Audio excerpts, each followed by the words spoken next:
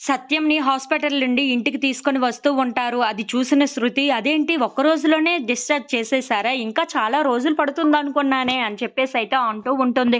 ఆ మాటలు వినగానే అక్కడ ఉన్న బాలు అయితే, "పెద్ద ఎత్తులోనే ప్లాన్ చేసినట్లే ఉన్నావే" అని చెప్పేసయితే అంటూ ఉంటాడు. ఆ మాటలు వినగానే అక్కడ ఉన్న వాళ్ళందరూ అయితే ఒక్కసారిగా షాక్ అయిపోతూ ఉంటారు. ఇంతలో అక్కడ ఉన్న మీనా మాత్రం, "శృతి, నీ వల్లే ఇదంతా జరిగింది. నువ్వు ఆ దోమల స్ప్రే చేసినందుకే ఇదంతా జరిగింది. మావయ్యకు ఊపిరి అందక ఇదంతా జరిగింది తెలుసా" అని చెప్పేసయితే అంటూ ఉంటుంది. ఆ మాటలు వినగానే అక్కడ ఉన్న శృతి అయితే ఒక్కసారిగా షాక్ అయిపోయి మీనా వైపు అలా చూస్తూ ఉండిపోతుంది.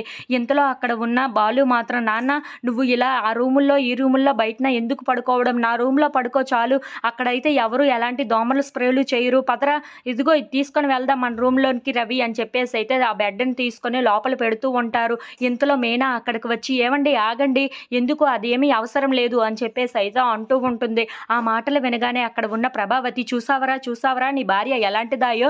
నువ్వు ఏమో మీ నాన్నని మంచం మీద నీ రూమ్‌లో పడుకొనబెట్టాలి అనుకుంటే నీ భార్య వద్దంటుంది. చూసావు కదా ఎలాంటిదాయో నీ భార్య" అని చెప్పేసయితే అంటూ ఉంటాంది.